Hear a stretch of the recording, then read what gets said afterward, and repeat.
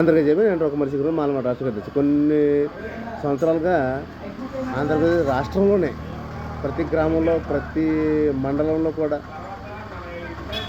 కొన్ని అక్రమ దందాలు జరుగుతున్నాయి, రోబరీ జరుగుతుంది.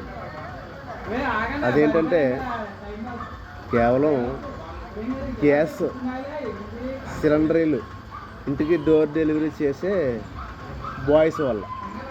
ఇప్పుడు సబ్జెక్ట్ ఏంటంటే ప్రతి మండలంలో కూడా గ్యాస్ ఏజెన్సీలు అదనపు ఛార్జీలు వసూలు చేస్తున్నారు. ఇదేంటంటే ప్రతి ఇంటికి డోర్ డెలివరీ చేస్తున్నటువంటి గ్యాస్ సిలిండర్కి కొన్ని రూల్స్ అండ్ రెగ్యులేషన్స్ ఉన్నాయి. అవి ఏంటంటే 30 కిలోమీటర్ లోపు అయితే 10 రూపాయలు మాత్రమే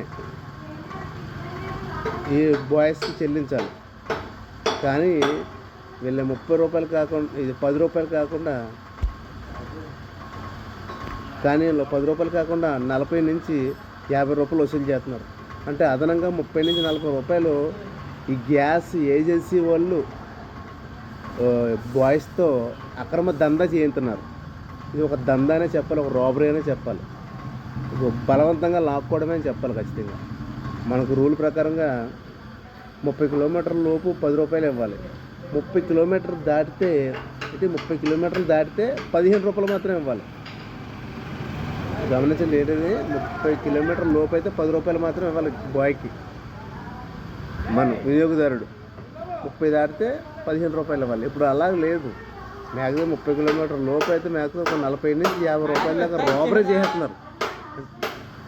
కనుక ప్రస్తుత రాష్ట్ర ప్రభుత్వం అదేవిధంగా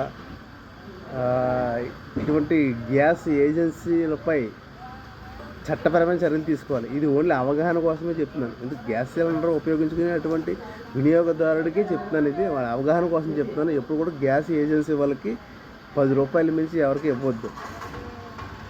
30 కిలోమీటర్ల లోపు అయితే 10 రూపాయలు ఇవ్వండి, 30 దాటితే 15 రూపాయలు మాత్రమే. ఎక్కువగా ఖచ్చితంగా వాళ్ళు డిమాండ్ చేస్తే ఖచ్చితంగా వాళ్ళపైన దగ్గరలో పోలీస్ స్టేషన్లో కంప్లైంట్ ఇవ్వండి. అంతేగాని మీరు అలవాటు చేయకండి. ఎందుకంటే మనం అలవాటు చేస్తున్నాం కాబట్టి ఇలాగే ఈ అక్రమ దందా మాఫియా రెచ్చిపోతుంది. ఇది కేవలం బాయ్స్ చేస్తున్నారు కాదు, డెలివరీ బాయ్ చేస్తున్నారు కాదు. ఈ గ్యాస్ ఏజెన్సీ వాళ్ళు డెలివరీ బాయ్కి ఈ విధంగా ట్రైనింగ్ ఇచ్చి వినియోగదారులపై అక్రమ దందా చేస్తున్నారు.